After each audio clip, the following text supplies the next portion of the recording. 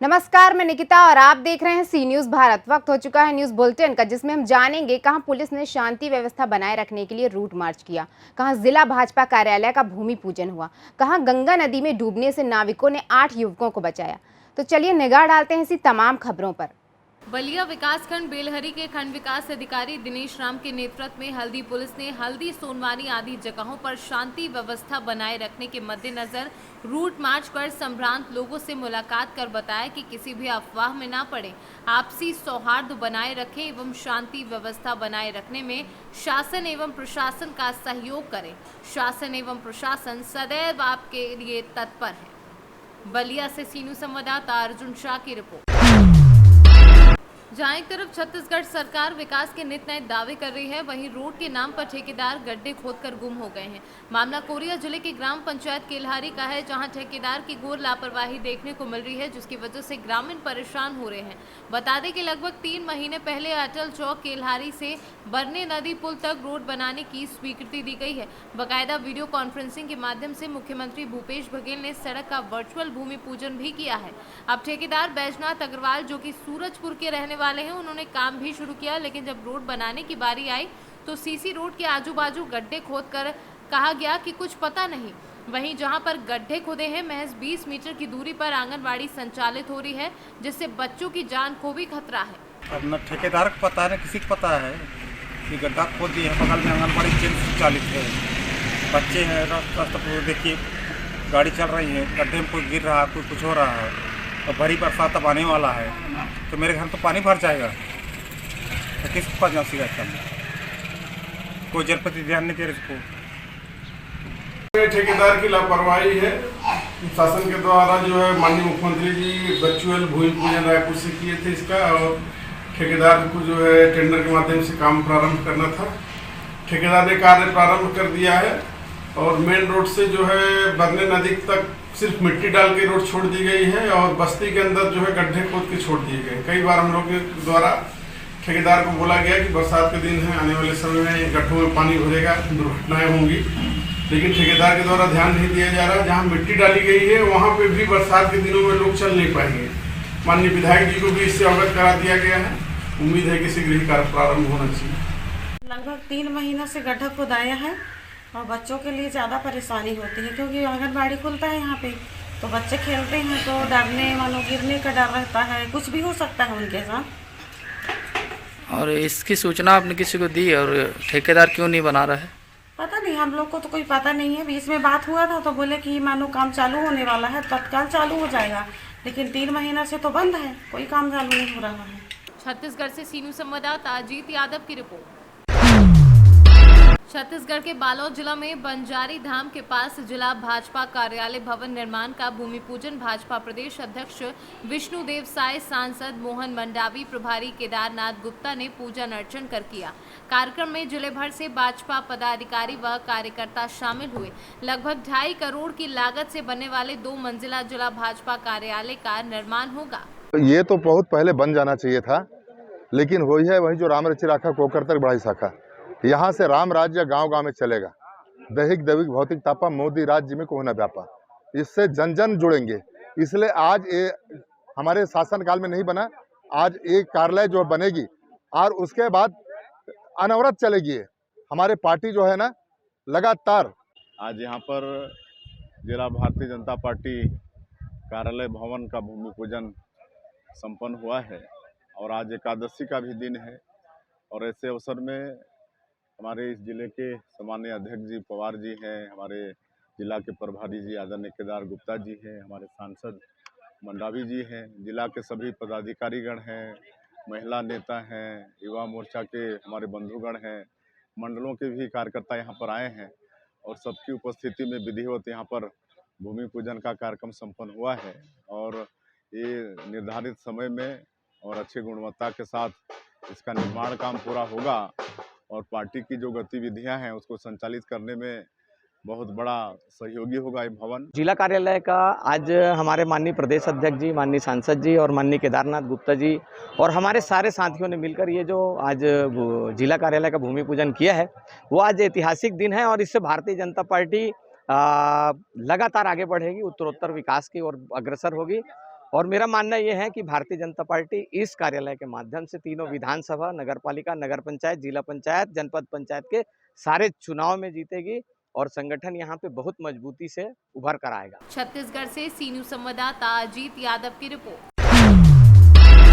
छत्तीसगढ़ मानव उत्थान सेवा समिति द्वारा बालोद जिला के ग्राम पंचायत देवरी बंगला में गंगा दशहरा के पावन अवसर पर सद्भावना सत्संग समारोह आयोजित किया गया, जिसमें भारत के विभिन्न तीर्थों, नगरों व महानगरों से पधारे हुए विद्वान संत महात्माओं का सत्संग प्रवचन हुआ।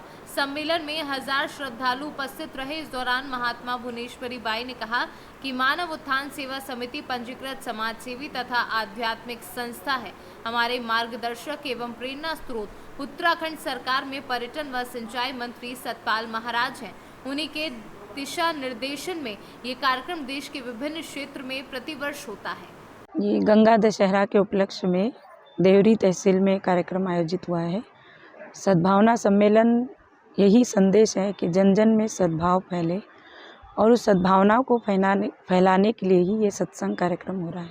उन्होंने जिस ज्ञान को हमें दिया है, उस ज्ञान को प्राप्त करके हमारी आत्मा में हमें पूरा विश्वास है कि वो देवभूमि उत्तराखंड में समय के सद्गुरु महाराज है। हमें गुरु महाराज जी ने जो ज्ञान दिया है, वही ज्ञान को आज जन जन तक फैलाने के लिए हमने ये साधु का बाना पहना है और मानव जीवन का कल्याण करने के लिए, मानव की आत्मा को जगाने के लिए ही संसार के अंदर समय समय पर महान पुरुष। छत्तीसगढ़ से सी न्यूज संवाददाता अजीत यादव की रिपोर्ट। गंगा स्नान करने गए गंगा में डूबने से नाविकों ने लगभग 8 युवकों को बचाया। गंगा खादर में कच्चे घाट पर गंगा में स्नान करने आए 8 युवक नहाते हुए गहरे जल में पहुंचे और डूबने लगे। शोर सुनकर बाहर खड़े गोताखोर और नाविकों ने बोट द्वारा पहुंचकर सभी को सुरक्षित बाहर निकाला। हापुड़ से सी न्यूज संवाददाता मुनेन्द्र संधू की रिपोर्ट। बदायूं के थाना गैती क्षेत्र का मामला। विवादित जमीन पर बोरिंग करने गए युवकों ने महिलाओं को पीटा। बोरिंग का विरोध करने गई थी महिलाएं। मारपीट का वीडियो सोशल मीडिया पर वायरल हुआ। वहीं पुलिस जांच में जुटी है। पूरा मामला गंदरौली गांव का बताया जा रहा है। बदायूं से सी न्यूज संवाददाता ओमवीर की रिपोर्ट। बदायूं के मैकूलाल चौराहे पर मैकूलाल मिठाई वाले की दुकान की दूसरी मंजिल में समोसे बनाते समय आग लगी। एक व्यक्ति घायल हुआ है। अग्निशमन की टीम ने आग पर काबू पाया है। 1 से 1.5 लाख का नुकसान बताया जा रहा है। वहीं किसी ने अग्निशमन को इस पूरी घटना की सूचना दी। अग्निशमन की टीम ने आग को बुझाया और बमुश्किल आग पर काबू पाया। रोशन लाल गंभीर रूप से झुलस गए हैं, जिन्हें जिला अस्पताल में भर्ती कराया है। दुकान मालिक विशाल ने बताया कि लगभग 1 से 1.5 लाख रुपए का नुकसान हुआ है। बदायूं से सी न्यूज संवाददाता ओमवीर की रिपोर्ट। गिरिडीह तीसरी प्रखंड के लोकायनपुर थाना क्षेत्र में अवैध शराब की खेप को पकड़ने में पुलिस ने सफलता हासिल की है। वहीं इस मामले में ड्राइवर और खलासी को पुलिस ने गिरफ्तार किया है। इस बाबत खौरी महुआ एसडीपीओ मुकेश कुमार महतो ने प्रेस वार्ता कर इसकी जानकारी दी है। झारखंड से सी न्यूज संवाददाता आनंद की रिपोर्ट। जनपद मिर्जापुर अंतर्गत मड़िहान तहसील क्षेत्र के कलवारी गांव निवासी अधिवक्ता सत्यप्रकाश त्रिपाठी मड़िहान तहसील में अधिवक्ता हैं। उनकी जमीन को भूमाफिया द्वारा कब्जा करके भवन का निर्माण किया जा रहा है, जिसको देखते हुए अधिवक्ता ने एसडीएम न्यायालय में वाद दाखिल कर स्थगन आदेश जारी किया है और कॉपी मड़िहान पुलिस को सौंप दी है। इसके बाद भी निर्माण कार्य चोरी छुपे होता आ रहा है। अधिवक्ता निर्माण कार्य रोकने के लिए जिले से लेकर स्थानीय स्तर से वर्दीधारियों को गुहार लगाता रहा, लेकिन न्यायालय के आदेशों का किसी भी सक्षम अधिकारी ने पालन नहीं किया और निर्माण कार्य पूरा होता चला गया। 3 दिनों से फिर उसी भूमि पर भूमाफियाओं द्वारा निर्माण कार्य चालू किया गया है, जिस पर अधिवक्ता ने शिकायती पत्र एसडीएम अश्विनी कुमार सिंह को देकर कार्य रोकने की मांग की है। सत्यप्रकाश त्रिपाठी एडवोकेट। तो ये क्या मामला है कि आज आप जो है मड़िहान थाने परिसर में धरने पर बैठे थे? हमारी एक ज़मीन है कलवारी खुर्द में, जो मिर्ज़ापुर लालगंज कलवारी लालगंज मार्ग पर स्थित है, जिस पर सन 18 से अवधेश पाल व कई अन्य लोगों द्वारा जबरिया कब्जा किया जाने लगा। तो मैंने थानाध्यक्ष मड़िहान, एसडीएम मड़िहान, जिलाधिकारी मिर्ज़ापुर, अन्य को कई प्रार्थना पत्र दिए, जिस पर उन लोगों को कार्य करने से रोका गया, क्योंकि उपरोक्त अराजियात के बावजूद न्यायालय में मुकदमा विचाराधीन है। न्यायालय ने उस पर स्थगन आदेश भी पारित किया है। उक्त स्थगन आदेश का उल्लंघन करके जब ये लोग निर्माण करने लगे, तो मैंने सारे अधिकारियों को प्रार्थना पत्र दिया जिस पर कार्य को उस समय के अधिकारियों ने रोका और मुझे लिखित रूप में दिया कि अब वहाँ कोई निर्माण कार्य नहीं होगा। लेकिन पुनः अवधेश कुमार पाल द्वारा दिनांक 22/4/22 को रात में लैट्रिन का गड्ढा खोदा जाने लगा एवं पर्दा डाल करके उसको घेरा बना लिया गया। तो मैंने थाना अध्यक्ष एवं एसडीएम मड़िहान को प्रार्थना पत्र दिया, जिस पर एसडीएम मड़िहान ने उसके गड्ढे को पाटने एवं पर्दे को हटाने हेतु थाना अध्यक्ष मड़िहान को आदेशित किया। लेकिन थाना अध्यक्ष ने उसका पालन नहीं किया, बल्कि विपक्षी से मिल करके पैसे के प्रलोभन में आकर के आज रात में उस पर जो है निर्माण करवा दिया गया और उसका लैट्रिन का जो गड्ढा था उस पर उन्होंने ईंट जुड़वा दिया। और आज जब मैं इस थाने में अनशन पर बैठने आया तो थाना अध्यक्ष ने मुझे थाने से खदेड़ दिया और कहा यहाँ पर तुमको बैठने की जगह नहीं है, तुमको जहाँ जाना चाहते हो वहाँ जाओ, लेकिन मैं थाने में तुम्हें बैठने नहीं दूंगा और न तो तुम्हारा कोई आदेश का पालन करूंगा। यदि ऐसा है, यदि कोई आदेश है तो वह स्पष्ट दिखाओ कि मुझे एसडीएम ने कार्य रोकने हेतु आदेशित किया है। मैंने कहा कि आपको कई आदेश एसडीएम मड़िहान द्वारा भेजे गए हैं, आप वही एसडीएम साहब को बता दीजिए। लेकिन उन्होंने असमर्थता जताई और कहा कि थाने से आप चले जाइए। मैं थाने से बाहर चला आया हूं। अब आवश्यकता पड़ने पर मैं कल एसपी साहब के सामने धरने पर बैठूंगा। अब वहीं पर मेरा निराकरण होगा। यदि मुझे यह प्रतीत होता है कि थानाध्यक्ष मड़िहान की मिली भगत से मेरे स्थगन वाली भूमि पर जबरिया निर्माण करवाया जा रहा है और वह इलाकाई पुलिस उसमें पूर्ण रूप से संलिप्त है। मिर्जापुर से सी न्यूज़ संवाददाता गौरव श्रीवास्तव की रिपोर्ट।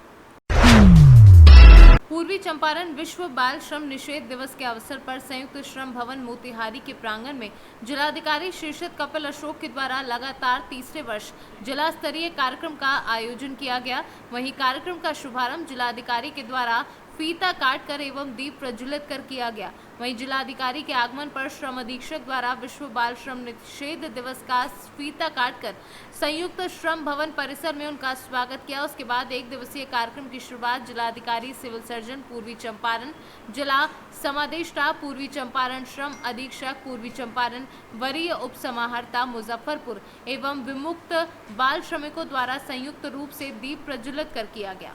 12 जून को विश्व बाल श्रम निषेध दिवस के अवसर पर जिला स्तर पर एक कार्यक्रम का आयोजन किया गया है, जिसका उद्घाटन आदरणीय जिला पदाधिकारी महोदय ने किया। और आज 2022-23 में जो बच्चे बाल श्रम से विमुक्त हुए थे, वैसे 23 बच्चों को आज जिला पदाधिकारी महोदय के द्वारा 25,000 रुपये की जो राशि है वो एफडी के रूप में प्रदान की गई है। यह राशि माननीय मुख्यमंत्री राहत कोष से प्राप्त हुई थी और सभी बच्चों को आज वो एफडी की राशि दी गई है।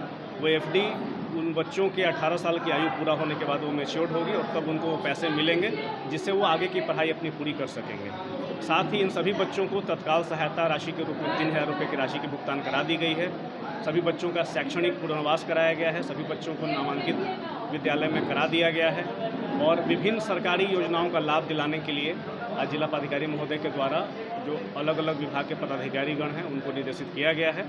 साथ ही आज जन जागरूकता बाल श्रम के विरुद्ध करने हेतु जिलाधिकारी महोदय के द्वारा जो जागरूकता वाहन है उसको आज रवाना किया गया है और उसमें डंकन अस्पताल के द्वारा भोजपुरी में बाल श्रम के विरुद्ध एक गाना तैयार किया गया है। वो गाना बजाकर और स्थानीय लोगों को भी इसकी जानकारी दी जाएगी कि 14 साल से कम उम्र के किसी भी बच्चे से काम नहीं कराना है, किसी भी तरह का काम नहीं कराना है। बच्चों का स्थान होटल, ढाबा, गैराज में नहीं है, बल्कि स्कूल में है, खेल के मैदान में है, आंगन में है और पार्क आदि में है। यह मैसेज देने के लिए यह जागरूकता रथ आज रवाना किया गया है। उन्हीं बच्चों के हाथों से जिलाधिकारी महोदय के द्वारा वृक्षारोपण कराया गया, अलग अलग पेड़ वृक्ष लगाए गए, विभिन्न तरह के फलों के और साथ ही फूलों के छोटे छोटे पौधे भी लगाए गए हैं, ताकि ये साथ ही हमारा जो जल जीवन हरियाली अभियान के तहत जो आज कार्यक्रम चल रहा है, सभी कार्यालयों में, सभी ऑफिसेस में, सभी जगह जो पेड़ों की संख्या बढ़ाने का संकल्प है, उसकी ओर हम लोगों ने आज एक और कदम रखा है और उम्मीद करते हैं कि धीरे धीरे सभी लोग पर्यावरण के प्रति भी संवेदनशील होंगे और अधिक से अधिक पेड़ लगाएंगे, ताकि जो इम्बैलेंस हो रहा है एटमॉस्फेयर का, वो कहीं ना कहीं हम लोग बैलेंस करने में सफल हो पाए। मोतिहारी से सी न्यूज़ संवाददाता सचिन कुमार अंशु की रिपोर्ट। फिलहाल के लिए इस न्यूज़ बुलेटिन में बस इतना ही। देश और दुनिया की तमाम खबरों के लिए देखते रहिए सी न्यूज़ भारत।